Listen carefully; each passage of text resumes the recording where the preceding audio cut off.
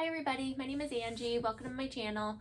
So today I thought I would do a video on like intro to sewing or welcome to sewing. The stuff that you need to know if you are looking to get into sewing. Maybe you have seen some stuff and it looks like it would be a fun hobby, or like me, I got into it.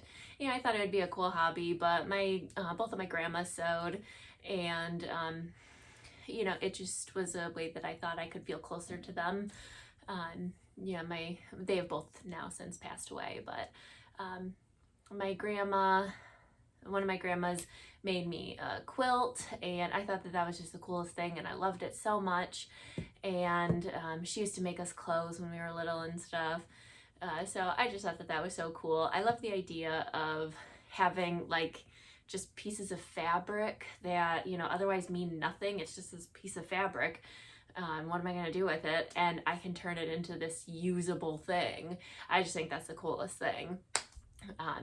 So that's why I got into sewing. So I thought I would just kind of go over some of the basic supplies that you might need if you were looking to get into sewing, if you hadn't started yet, or maybe you have started, but you just, you have a sewing machine.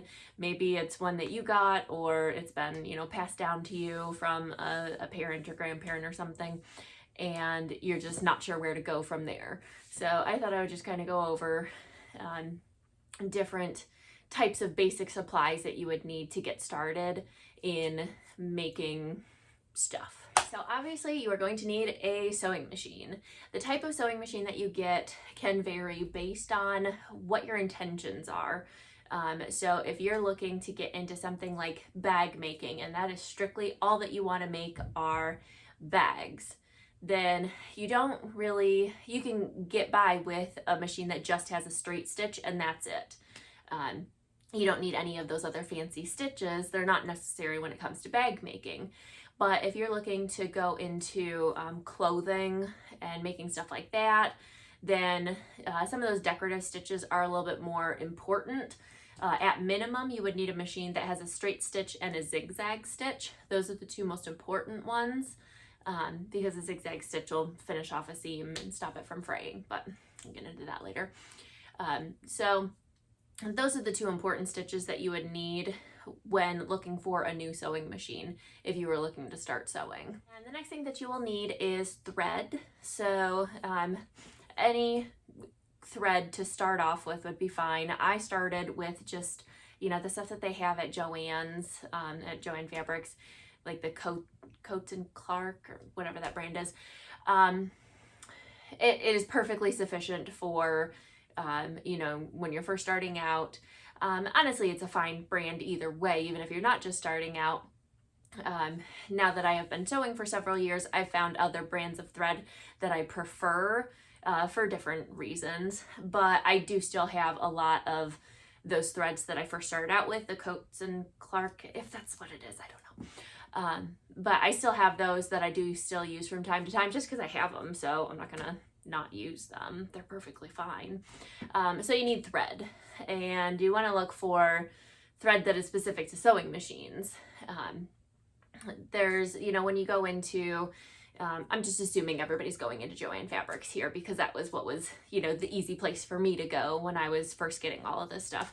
But when you go into a place like Joann Fabrics or, whatever other fabric craft quilt store, they will have big thread section, and they usually have it sectioned off based on the use of that thread.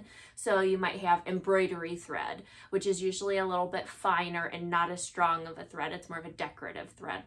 And then you have your hand stitching thread, which is a little bit thicker, and serger thread and home decor weight thread, all that stuff. The one that you are going to be wanting is I think it's just like multi-purpose or all-use, all-purpose thread. It's just a very basic polyester thread. So that's what you're looking for. And I usually like to start off with like just basic colors. That's just me. I like, especially starting out, I like colors that are going to blend in with the projects that I'm going to be making if my stitching is going to be seen. I don't, especially when you're first starting out, You know, your stitches aren't always going to be perfect looking. They're not going to be the straightest, and that comes with time. So I like to get thread that blends in so that if I make the slightest like squiggle or something like that, nobody's going to notice because it's going to blend right in because I'm using the same color thread as the fabric. I have found that gray tends to blend in pretty well with a lot of things. So I use gray on a lot of things. I'll get, you know, maybe a navy, white, black, and gray. Those, somewhere between those, usually blends in with a lot of stuff. Maybe a red thrown in there, but that's just me, you know, based on what you think that you're going to be making. Grab a few. Anytime I'm going to Joann's, I shop the sales. Go on their app. They have coupons. Not a sponsored video, but I just shop there a lot. But they have coupons on their app. They'll have text messages and emails that you can sign up for coupons too. There's always deals going on. Never pay full price for anything at Joann's. That's all I'm going to say. All right, the next thing that you are going to need is scissors. So there's actually two different types of scissors that I recommend getting. So the first is little snips for snipping little baby threads, and then big shears for cutting your fabric. All right, so this is what I'm talking about. So these are my tiny little snips that I got. Honestly, I've been sewing for like 6 or 7 years now, and these were the ones that I got from Walmart back then. So, I mean, you don't need anything crazy. These just, they're nice and pointy. They come to a pretty good point there. And it allows me to get very close to the fabric, snipping my threads so that I'm not, you know, risking my big, huge scissors cutting through my fabric when I'm just trying to cut one single thread. And then I have my fabric scissors. The brand, not a big deal. I tend to go with Fiskars just because their products have a lifetime warranty on them. These ones were actually starting to get dull at one point. I did end up getting some scissor sharpeners, which don't work the greatest either, but they were starting to get a little dull because I accidentally used them on something not fabric forever ago, and it was totally my fault. But I contacted Fiskars and let them know that these were starting to get dull, and I was honestly just looking to see if I could like get them sharpened or something, and they went ahead and sent me a new pair. So I have 2 pairs of these now, and they still work just fine. But you want a pair of scissors that you have designated for fabric and you don't use it for anything else. When you use your fabric scissors on anything other than fabric, it dulls them very quickly, and then it won't cut your fabric, or it'll start tearing your fabric and start shredding. You need a very good pair of scissors that you use on fabric only. So that are these, and I have them in my sewing desk over here.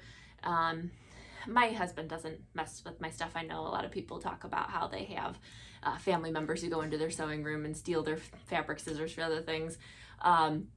If you have family members who may go and, you know, tend to go and grab your stuff, make it very well known that these are off limits. They are not to touch your fabric scissors. All right, next thing is a ruler of some kind. So this one, I like this one. This was an Omnigrid brand, which again, I got from Joann's. And this one is 6 inches by, or 6 inches wide by 24 inches. And this one is perfect because basically any fabric, if I fold it in half by the width of fabric, this is basically long enough that I can cut the entire thing using my rotary cutter, which I'll get to next. But it's just nice for being able to like mark straight lines. If I am like looking to make a tote bag or something like that, I can use this to mark out, you know, a big box. So it's just, you know, it's nice to have, get the number, or, you know, get your measuring on here.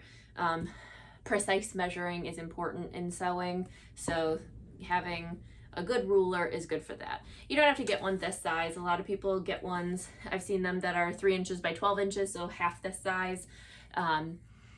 I just got this one because that's what I had at the time, and it was nice to have something a little bit bigger. I do have a couple smaller ones for when this is just getting a little bit too big. Like if I need to cut out like a 2" by 2" square, this big huge thing is a little awkward to be maneuvering around on my fabric, especially if I'm trying to like fussy cut something.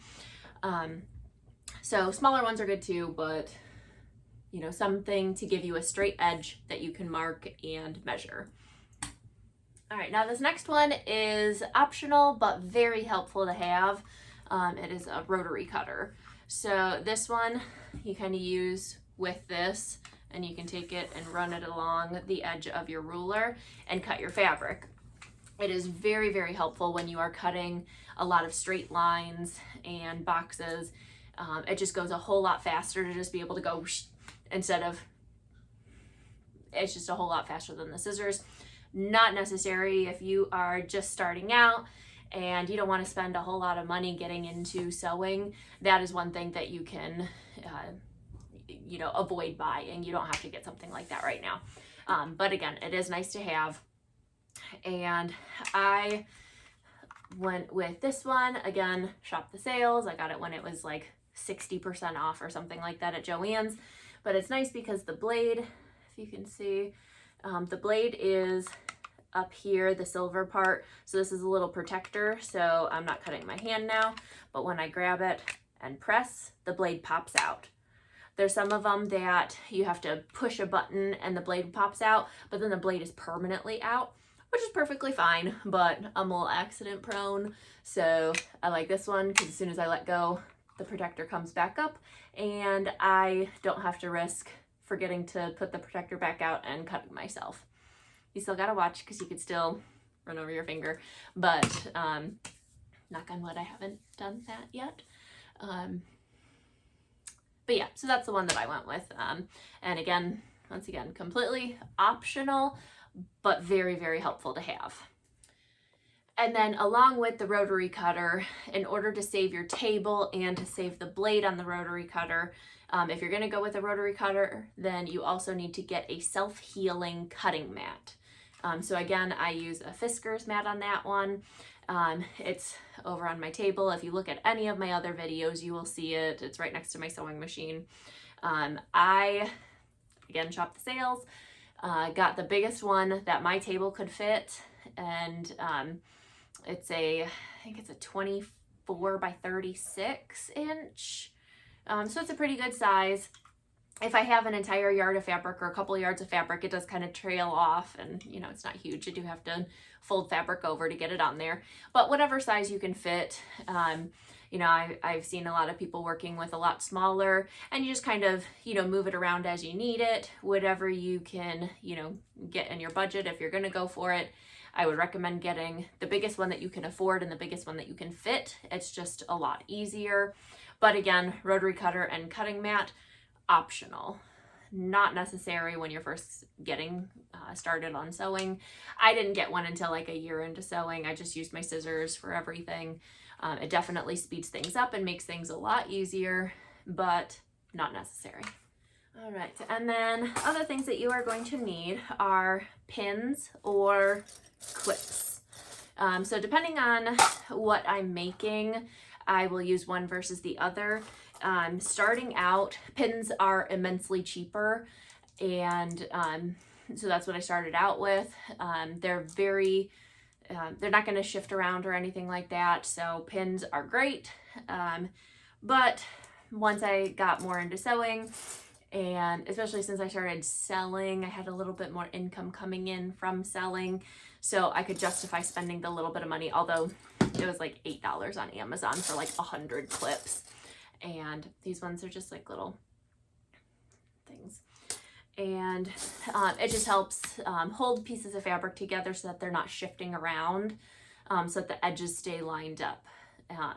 Once things get under your sewing machine, if you don't have anything pinned or clipped, they can easily start sliding around, especially if you're doing working with a large piece of fabric. Say you're making some like curtains or something, you can have a large piece of fabric tailing off of your table, and you wouldn't think of fabric being that heavy, but it starts pulling, and it will start pulling and shifting your fabric around. So pins and clips are very helpful when it comes to that, and definitely a necessity when it comes to sewing.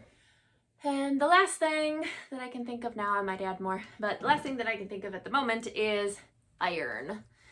So an iron is very, very helpful to have. I would say it is a necessity when it comes to sewing, just to help set your seams and get a nice crisp seam on whatever it is you're sewing, whether you're sewing a hem of pants, the bottom hem of curtains, a throw pillow, a bag, a shirt, or, I honestly can't think of any project that I have ever made where I did not use my iron. It is very helpful. At the very least, when you are starting out with your piece of fabric that you get from the store, there's always going to be wrinkles and folds on it, just from, it being folded and rolled up on the bolt at the store, that you want to get nice and flattened. Because when you are cutting it out and measuring, that tiny little ripple might not seem like a lot, but it could add like 1/8 or 1/4 of an inch to the piece of fabric that you're cutting, because it's puckered up right there. So you want it nice and smooth and flat, and you're going to get that with the iron. So that is that I can think of right now, I think the last necessity that you need in order to start your sewing journey.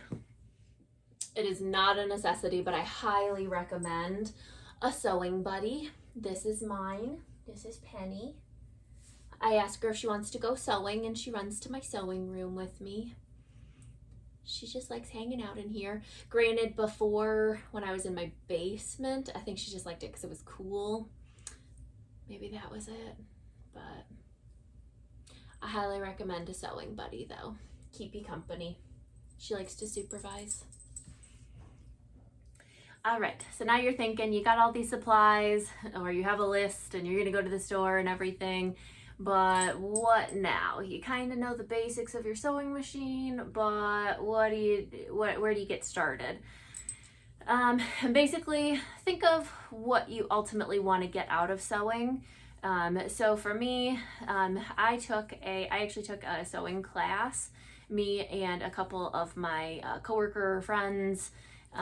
Excuse me. Shout out to Rob and Melissa if you're watching. But we decided to take a sewing class at our local career center, and they taught us, like, you had to bring your own sewing machine and everything, but they taught us how to thread your sewing machine, the basics of what a sewing machine does and how it works. And then we also made a tote bag and some pajama pants. So it kind of gave us a little feel for both of those different styles of sewing. And I really liked the tote bag that we made. It was super cute. I still use it to this day. That was 2015, 2016, something like that. And like I said, I still use it to this day. And so I kind of went more the craft, household decor, tote bags, purses, that kind of route, as opposed to clothing sewing. Although I did just get a serger, so I plan to do a little bit more with, I didn't just get a serger, I got it in December, but plan to try and start out a little bit more of the clothing sewing too. So you might see some additional videos in the future of those. But just kind of, what do you want to get out of sewing? Do you want to get into quilting? Do you want to get into, making bags? Do you want to get into making things around your house, like pillow covers and curtains or drapes? Or do you want to get into clothing? And from there, it kind of gives you some ideas of things that you can look up. I highly recommend, you're already on YouTube, but I highly recommend YouTube. I learned, like I said, I learned the basics from that sewing class that I was in, but 90% of my sewing knowledge came from other YouTube videos. So there is just an immense amount of information out there. Basically anything that you want to make, you will find a YouTube video for it. There are also a lot of pattern writers out there that will, you know, write patterns for different types of things. And a lot of them will offer free patterns so that you can kind of get a feel for their pattern writing style, and if you like the way that they do their patterns, that kind of stuff. So I definitely recommend getting started with some free patterns. If you, I'll link a couple that I like down below. I mainly look at the bags, and I have a couple free patterns for like leggings and stuff. So I don't have a huge wealth of knowledge on the free patterns out there, but I will link a couple of those below, ones that I like, as well as, like I said, YouTube videos. There's a lot of YouTube videos out there that will just give you the dimensions. I have several videos, if you scroll back in my previous videos, a lot of beginner friendly first sewing project type bags and type projects. All right, but that is everything that you are going to need to start on your sewing projects, whatever you want to come up with, other than, you know, the fabric that you'll need for that, which will be dependent on the type of project that you're making. But stay tuned for, I'm going to do a part 2, which will be intro to bag making, and in that one I'm going to be going over stuff specifically for starting up bag making, you know, purses, handbags, stuff like that, and some of the supplies that you tend to need on a lot of bags that are kind of similar and consistent throughout different types of bags. So stay tuned for that one. If you have any questions or comments, leave them in the comments down below. If you like this video, give it a thumbs up, and make sure to subscribe to stay tuned for my next videos. Bye!